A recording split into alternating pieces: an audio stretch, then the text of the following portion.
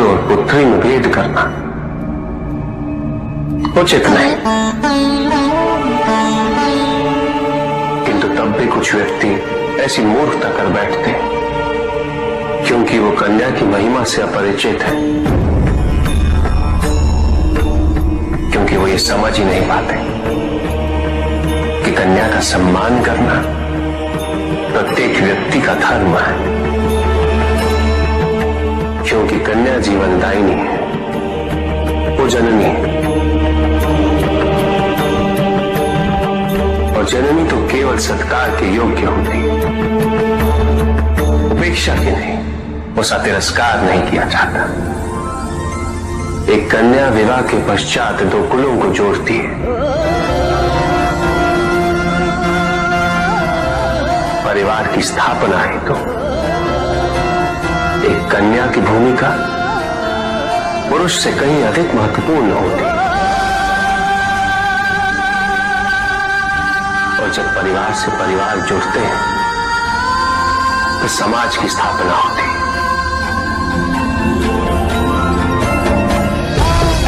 पुत्री को परिवार में, समाज में वही स्थान मिलना चाहिए, वही अधिकार प्राप्त होना चाहिए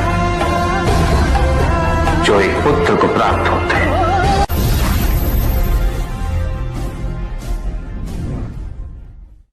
प्रेम क्या है?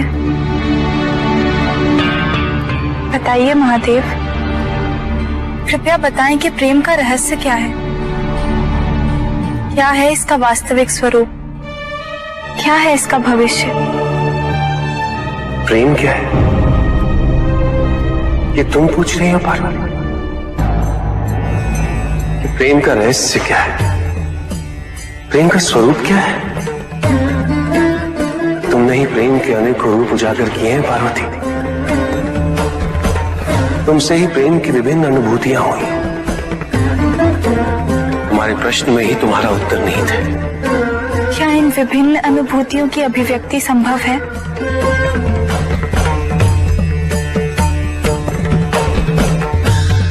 सती के रूप में जब तुम अपने प्राण त्याग मुझसे दूर चली गई,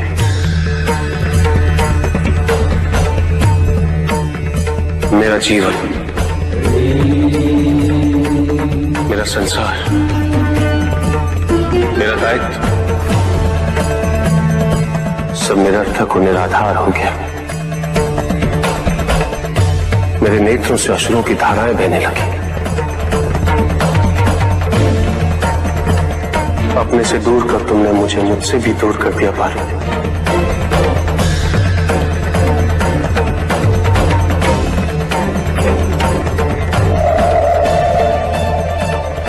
यही तो प्रेम है पार्वती। तुम्हारे अभाव में मेरे अधूरेपन की अति से इस सृष्टि का पूर्ण हो जाना, यही प्रेम है। तुम्हारे और मेरे पुनः मिलन करवाने हेतु इस समस्त ब्रह्मांड का हर संभव प्रयास करना, हर संभव षड्यंत्र रचना।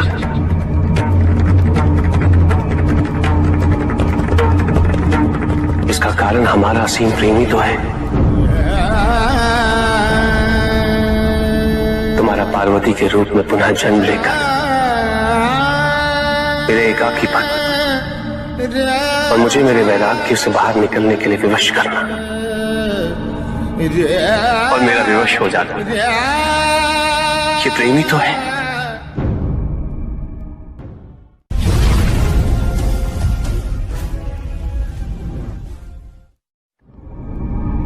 चंद्रमा उसी जल में प्रतिबिंबित होता है जो जल शांत है, स्थिर। यही तो समस्या होती है मन की। मन कभी भी शांत नहीं हो पाता। जहां शांति नहीं वहां कुछ भी नहीं रुकता। समुद्र की लहरों की भांति विचारों का उपद्रव मन को निरंतर स्थिर रखता। कुछ भी सुनने और समझने के लिए मन का मौन रहना आवश्यक है। किंतु मन मौन रहना नहीं जानता। वो तो निरंतर कुछ ना कुछ कहता रहता।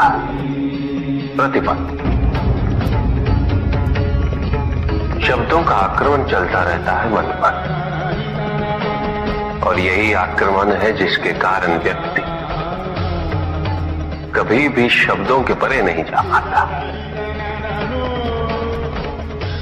जहां जीवन की सत्यता का बोध उसकी प्रतीक्षा कर रहा होता है।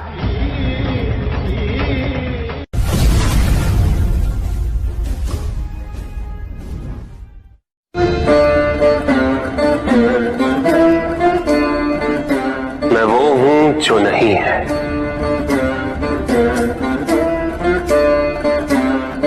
जो नहीं है वो मैं हूं।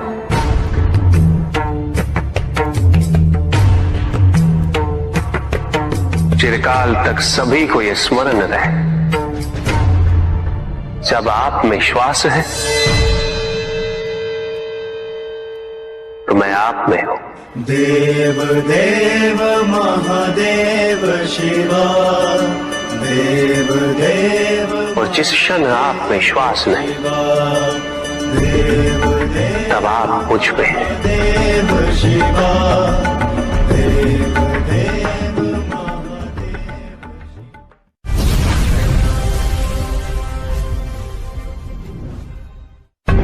सत्य को जानने के लिए वन में जाना अनिवार्य नहीं है। अपने निजी, पारिवारिक और सामाजिक दायित्वों का परित्याग भी आवश्यक नहीं है। सत्य तो सदैव हमारे साथ है, हमारे सामने है, किंतु हम स्वयं धीरे धीरे उस पे अपने क्रोध, अपने अहम, भय, विचार और महत्वाकांक्षाओं जैसे कई आवरण चढ़ा देते हैं। सत्य हमसे नहीं, हम स्वयं सत्य से दूर हो जाते हैं।